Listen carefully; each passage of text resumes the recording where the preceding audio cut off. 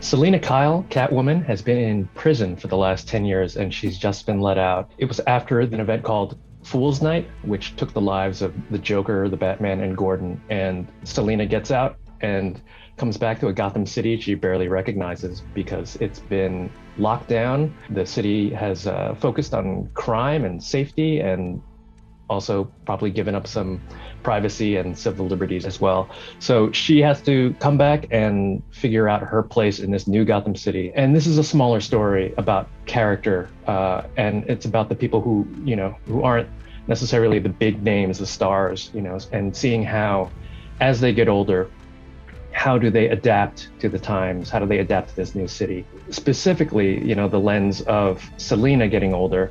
The world is not kind and certainly does not treat women fairly, and that's probably even more evident as they get older.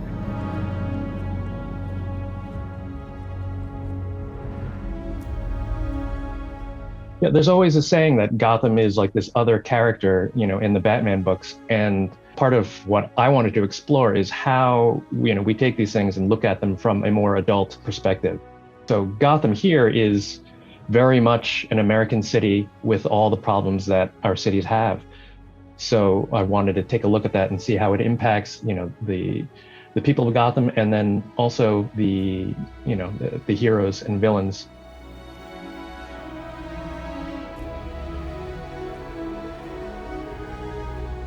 Uncomfortably, the city is different.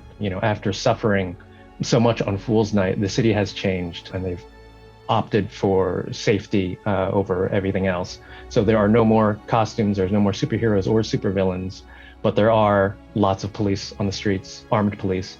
And Selina has to come back and see where she fits in as a career criminal. What can she do now?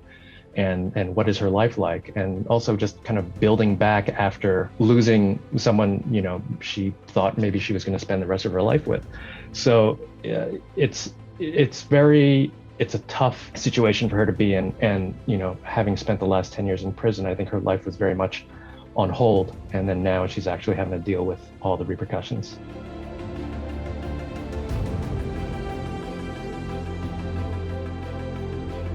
I've spent most of my career working with DC, and it's such a comfortable place for me. I know everybody, I love the characters, and to be given the amount of creative freedom that we have with Black Label is it's unbelievable. I was talking with my friend Jock, and we were just amazed at how much we're able to do and how lucky we are.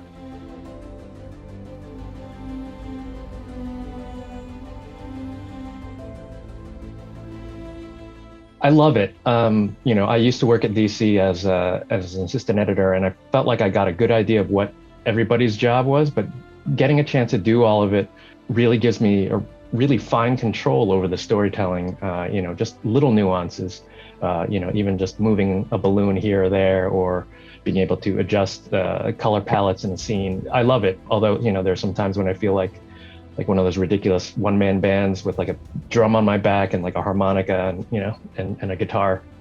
But it's great.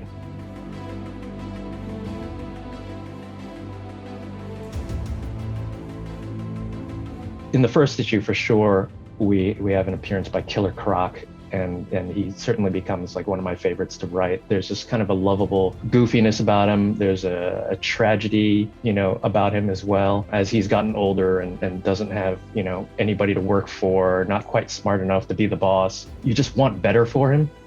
But at the same time, he's such a lovable goof and kind of a dummy. So he's great to write, and I hope the readers love him as much as I do.